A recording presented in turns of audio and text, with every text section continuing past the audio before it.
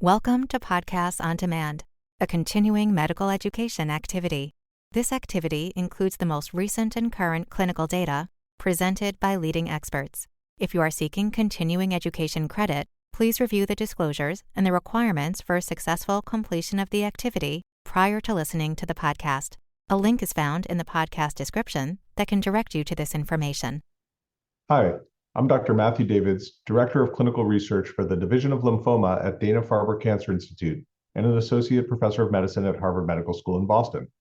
I'd like to welcome you to this Highlights and Hindsight in CLL. During this presentation, I will be describing the most significant ongoing studies and publications in CLL from 2024, and will detail their impact on the treatment continuum. Let's get started. We had a number of different practice-changing studies that were either published or presented in the 2024 time period, and I think I would divide this up mainly into the frontline treatment options, as well as relapse refractory treatment options, and then Richter's syndrome. And so we'll address each of these sections, starting with frontline treatment. At the 2024 ASH annual meeting, we saw the first presentation of the phase 3 Amplify trial, a randomized study in the frontline setting comparing acalabrutinib venetoclax versus acalabrutinib venetoclax and obinutuzumab versus a control arm of chemoimmunotherapy with FCR or BR. Both of the acalabrutinib venetoclax-based combinations provided deep and durable responses with manageable safety profiles. And AV is the first all-oral fixed-duration regimen containing venetoclax with a second-generation BTK inhibitor. In the Amplify study, the median follow-up reported was about 41 months, and both of the AV-containing regimens provided a statistically significant improvement in IRC-assessed progression-free survival compared to the control arm. The median PFS has not yet been reached for either of the AV-containing arms, whereas it was 47.6 months for the FCR-BR arm.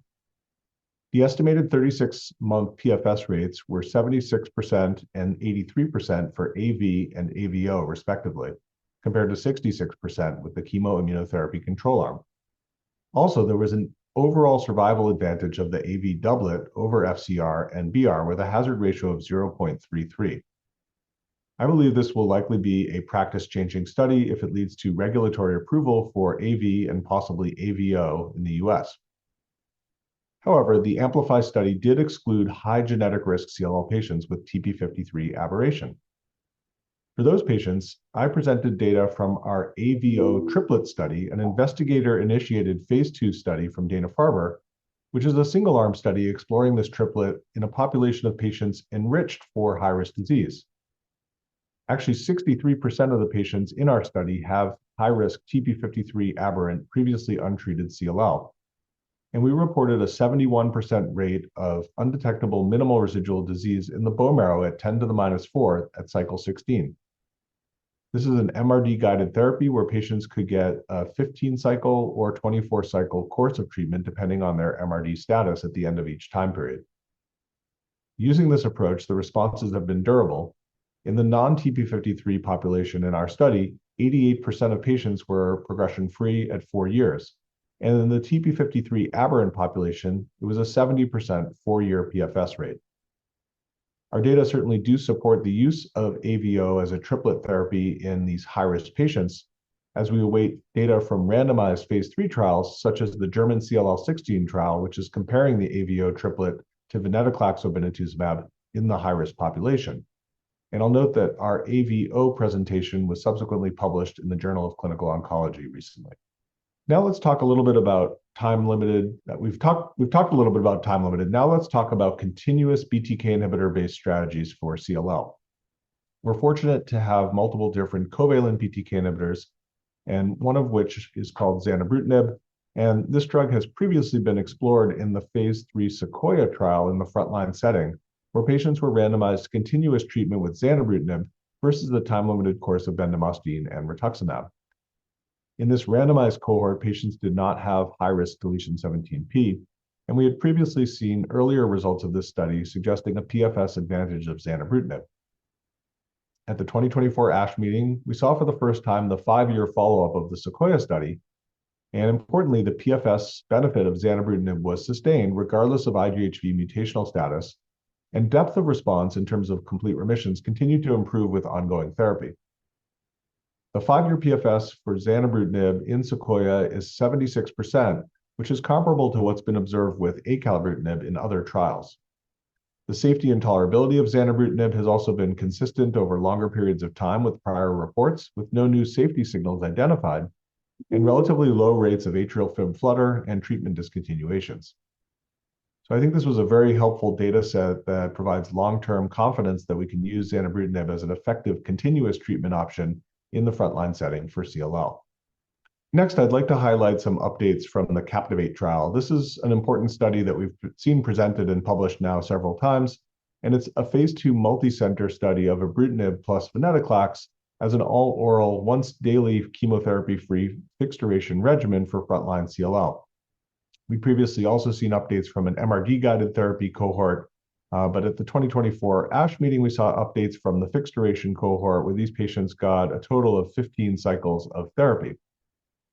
One of the things that was really interesting about this updated presentation with about 5+ years of follow-up now is that they looked at the response in patients who had enlarged lymph nodes at the beginning versus patients who had smaller lymph nodes at the beginning of the study and found that the results were quite similar. They also saw that long-term progression-free survival most strongly correlated with undetectable MRD status, while depth of response, such as CR or PR, had less of an impact. And so that was very interesting. I would say also the safety profile of this combination of ibrutinib venetoclax does look good in the younger fit patients and was similar irrespective of lymph node bulk at study entry. They also did an analysis of overall survival in patients receiving fixed-duration ibrutinib plus venetoclax-based therapies on this CAPTIVATE study, as well as patients pooled from the GLOW study, which looked at older patients. And they looked based on different subpopulations of patients based on their age, greater than or less than 65, based on markers such as IGHV status. And one of the really interesting findings from this abstract is that the overall survival was comparable across the ibrutinib plus venetoclax treated patients compared to an age-matched European general population without CLL. So I think it really suggests that our therapies are getting so good now in CLL that we can help especially these older patients to achieve a similar lifespan as patients who don't have CLL. We also saw earlier this year at ASCO and the EHA meetings with 5.5 years of follow-up that the fixed-duration regimen in the CAPTIVATE study, ibrutinib plus venetoclax, continues to provide durable benefit. We noted in these abstracts that the median progression-free survival has still not even been reached now with 5.5 years of follow-up, and the 5-year overall survival rate in CAPTIVATE is 96% for all treated patients. They did look at the subgroup of patients with high-risk genomic features like deletion 17p or TP53 mutation, and there the overall survival is a bit shorter at 90%, but certainly overall very favorable for that high-risk group. Additionally, they looked to see if patients who achieved undetectable MRD in the blood or bone marrow had improved outcomes in terms of durability of response, and that was indeed the case. So for example, patients with undetectable MRD in the bone marrow 3 months post-end of treatment had a 5-year progression-free survival rate of 84%, compared to only 50% for those small number of patients who did not achieve undetectable MRD at end of treatment plus 3-month bone marrow. We also saw updates from the phase 3 GLOW study at ASH 2024. This is a time-limited combination of ibrutinib plus venetoclax in an older population of patients with comorbidities and was compared to a control arm of chlorambucil plus obinutuzumab. We've now seen 64-month follow-up of the GLOW study, and ibrutinib plus venetoclax continues to show superior progression-free survival, a reduced risk of requiring second-line therapy, and a sustained overall survival advantage over chlorambucil plus obinutuzumab. With additional safety analyses as well, this is reassuring that patients who kind of make it through that first more difficult year of treatment can have a prolonged survival time. But I will caution that there were still significant toxicities observed with ibrutinib plus venetoclax in the first year in this older and frailer population. And right now, this drug combination does not have approval in the United States for that reason, although it is approved by the European Medicines Agency. So let's change gears now and talk about relapsed refractory CLL. Just to briefly review, the non-covalent BTK inhibitor pirtobrutinib was previously shown in the Bruin phase 1/2 study to be highly effective for patients with prior exposure to a covalent BTK inhibitor, regardless of whether patients had progressed or come off that covalent BTK inhibitor due to toxicity. The overall response rate in that original Bruin study was in the range of 73%, and when including patients with partial response and lymphocytosis, it was actually 82%. And the median progression-free survival was published as 19.6 months in a very difficult to treat population, many of whom had also had progressed after prior venetoclax. At this year's ASH meeting 2024, we saw for the first time the results of the phase 3 Bruin CLL 321 trial. This study is of note because it's the first randomized study that's been conducted exclusively in covalent BTK inhibitor pretreated CLL and SLL patients. These patients were randomized 1-to-1 to either continuous treatment with pirtobrutinib or to investigator's choice of the PI3 kinase inhibitor idelalisib given with rituximab, or to 6 months of bendamustine and rituximab. This was a heavily pretreated study population with a poor prognosis, and pirtobrutinib was found to significantly improve progression-free survival compared to that control arm, and additionally had a more favorable safety profile. The updated analysis that was presented now with a median follow-up of just under 1 year showed that the hazard ratio by IRC for PFS was 0.55 in favor of pirtobrutinib over the control arm. The median PFS for pirtobrutinib was about 14 months compared to 8.7 months with the control. I think for me, what was most impressive about this abstract was the time to next treatment or death with pirtobrutinib, which was about 2 years, and actually close to 2.5 years in patients without previous venetoclax, suggesting that even minor progression events early on can still allow patients to proceed with pirtobrutinib treatment and benefit from it for several more months after minor progression events. These PFS advantages of pirtobrutinib versus the control applied across different subgroups, including those patients with prior venetoclax treatment, complex karyotype, or high genetic risk CLL with TP53 aberration. And the study also confirms in a larger subset of patients that the tolerability of pirtobrutinib continues to look quite good. For example, the AFib rates in the Bruin CLL 321 trial look similar to the control arm, suggesting that pirtobrutinib does not significantly increase the risk of that arrhythmia. We also saw data at the ASH meeting updating us on the BTK degrader drugs, which continue to look quite promising. I'll briefly review both of them. So the first is BGB-16673, which is a CDAC molecule that induces BTK degradation by binding specifically BTK and E3 ligase. This catalyzes the transfer of ubiquitin molecules to BTK, which marks the protein for destruction by the proteasome. We'd previously seen preclinical models where BGB-16673 was able to effectively degrade both wild-type and mutant forms of BTK that are associated with resistance to the other inhibitors of BTK. So at the ASH meeting, we saw the update to the Cadence 101 study, an ongoing phase 1/2 trial that's first in human study looking at BGB-16673 as monotherapy in relapsed refractory B-cell malignancies. The emerging data from this first in human study continue to show a nice safety profile, as well as promising and deep overall responses, particularly in the heavily pretreated patients with relapsed refractory CLL or SLL, including those who have had prior covalent and non-covalent BTK inhibitors and those with BTK resistance mutations. The updated overall response rate was 78% in 49 response evaluable CLL patients. And importantly, this included some patients who had progressed after BTK, BCL2, and non-covalent BTK inhibitors. We also saw very promising study data from another BTK degrader, NX-5948, which was also presented at this year's ASH meeting, and also demonstrated very promising efficacy and safety data in a very difficult to treat population.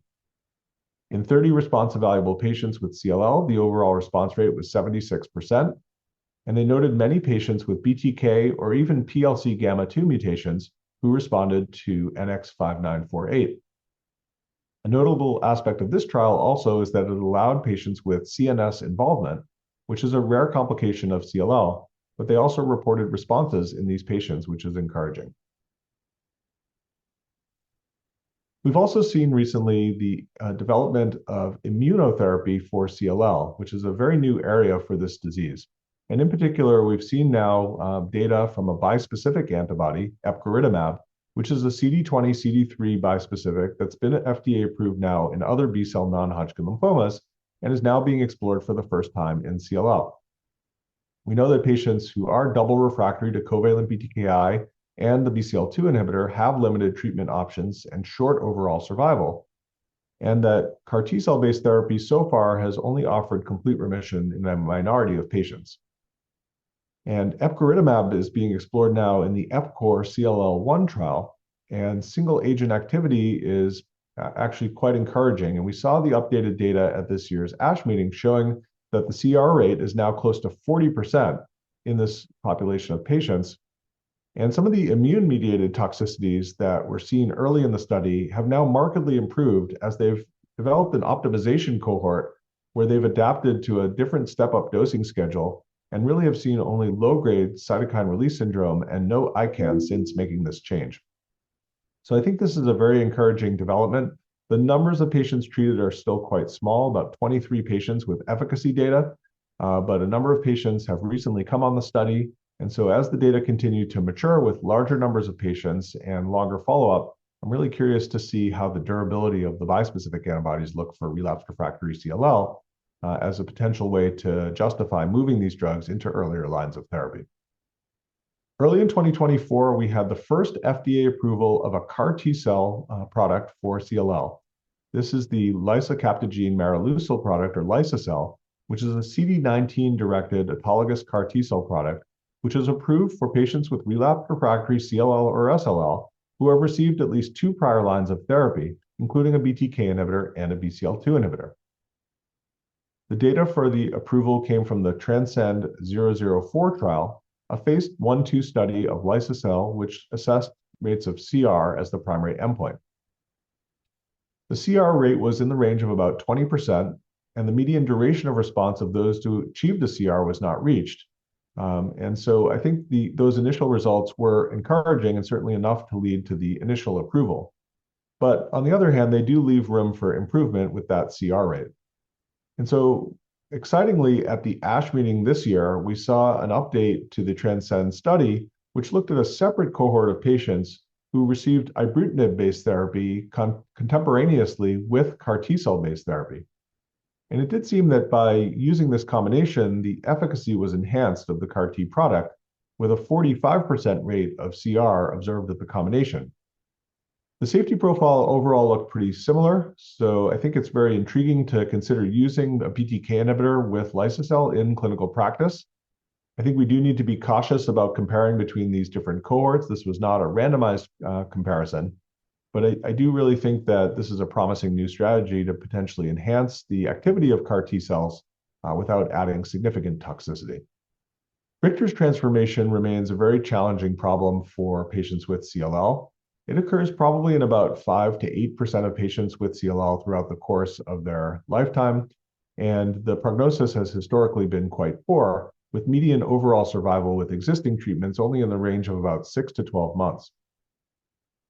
So there's a new data set that's been emerging over this past year that was published recently of a PD-1 inhibitor, tislelizumab, given in combination with the BTK inhibitor zanubrutinib for 12 cycles. In this study, patients who were responding were able to undergo maintenance treatment with both agents. And in total, they treated 48 patients, and 28 patients had a response, so an overall response rate of 58%, including about a 19% complete response rate. This met the study's primary endpoint, and a variety of the secondary endpoints have also now been reported. For example, the median progression-free survival is in the range of 10 months, and the median overall survival was not reached, with about a 75% 12-month overall survival rate. It's certainly favorable compared to historical data sets with other regimens.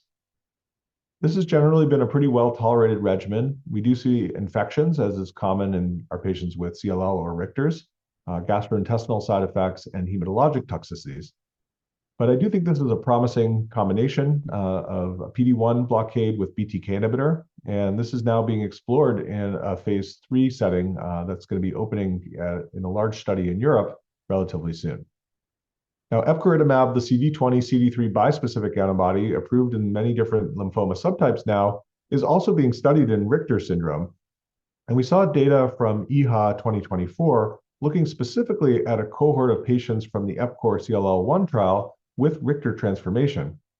These were 35 patients with Richter transformation who received epcoritamab as treatment. In the response evaluable population of 26 patients, the overall response rate was 50%, and the CR rate was 35%. And when patients were subsetted into those who had not had prior treatment for Richter's, the responses looked even better, with an overall response rate of 62% and a CR rate of 54%. So I do think that this is a promising approach for Richter transformation as well. There's other studies now underway looking at different bispecific antibodies, such as glofitamab, in this population. And so I think these could be good building blocks to develop even combination regimens of bispecific plus small molecule, for example, to even further enhance the treatment for Richter's patients. So in terms of the data for frontline relapsed refractory and Richter patients, I would say that we're sort of at a really important inflection point now in CLL. Particularly, I'd say in the frontline setting where we've been kind of used to the idea of using continuous treatment with BTK inhibitors, or if we needed to use a time-limited therapy to have venetoclax with obinutuzumab. And I think particularly with the Amplify study reading out and likely leading to approval of the AV doublet in the US, it's going to be very helpful to have an all-oral time-limited regimen for our patients. And I think this will further move the field toward the time-limited treatment approach and away from continuous BTK inhibitor therapy. Now, that being said, I think there will still be a role for continuous BTK inhibitor therapy based on the convenience and the long-term durable responses that have been observed. This does have implications, I think, in terms of moving toward the time-limited therapies in terms of the relapsed refractory CLL setting.